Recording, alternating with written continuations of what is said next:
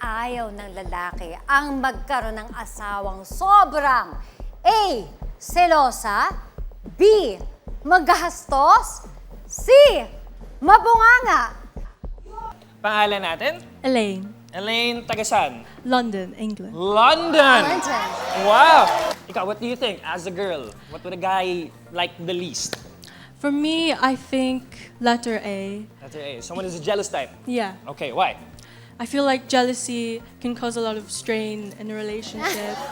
And they might see it as controlling or restrictive, and it's just toxic behavior. It's toxic behavior. Why? Would you describe yourself as someone that's a jealous type? No. No. Okay. I see that. Dapat may trust. There's trust dapat in a relationship, Yeah. right? All right. Thank you so much, Elaine. Miss Jelly! Agree ka ba doon? So far, so good. Agree mo doon eh. Sabi ko sa inyo, yun ang tamang sagot talaga. Sabi ko sa inyo, yun talaga yun eh. Ngayon, tingnan naman natin itong celebrity tips mo. Kung wala nang magpautang sa'yo at kailangan na kailangan mo ng pera, ano ang gagawin mo? A. Magsa-sideline. B. Magbabenta ng gamit. C. Mananawagan sa social media. Okay, well, sang-ayon kaya sa kanila ang mga people. Sean, ano naman ang latest? Pangalan mo, Tol. Ako po si James Arjan Robles from Fairview, Quezon City! Okay, James! Sabi yung energy ni James. Okay, James. Pag nangyari sa'yo to, pare, anong gagawin mo? Ang sagot ko po ay letter A po, magsa-sideline kasi... Dahan-dahan, James. Parang isang ubo ka na lang.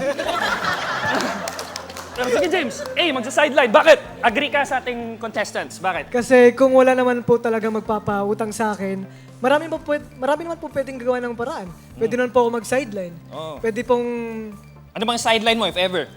pwede pong maghanap ng trabaho. Like, maging barista, mag-construction worker. Ganon. Tama! Kasi, sabi nga po nila, di ba? Kung may tiyaga, may nilaga. Di mo binigo, James. Thank you. Oh, sino ba dito?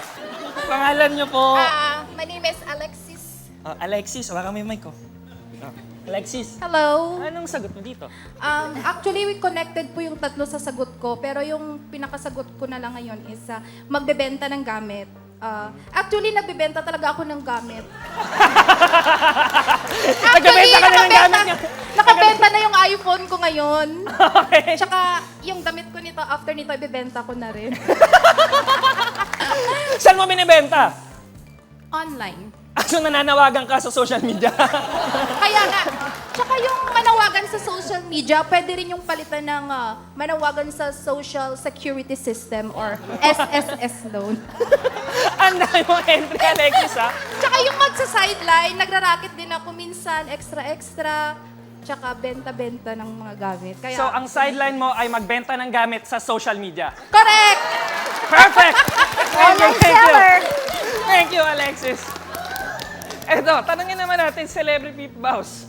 Ikaw, yung tatlo din mo yung sagot mo? Actually, kung pwedeng isagot lang yung tatlong yun, ganun rin ang gagawin ko. Pero sobrang natuwa ako sa sagot ni Miss Jelly. So basically, ganun din. Tutulungan ko muna yung sarili ko. Ibibenta ko muna yung gamit ko. 'Di ba? Kapag kulang, benta ko yung gamit nila. 'Di ba?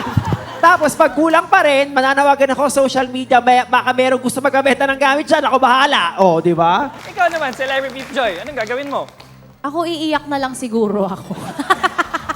Ang sagot ko dito, magsa-sideline na lang ako. Lahat ng racket gagawin ko sa buhay para naman, alam mo, matustusan ko yung pangangailangan ko. Siguro magandang sideline dyan, magbenta ng gamit ni Baus. Kasi ang dami niyang nakuha mula dun sa ibang tao. So, bibenta ko yung lahat.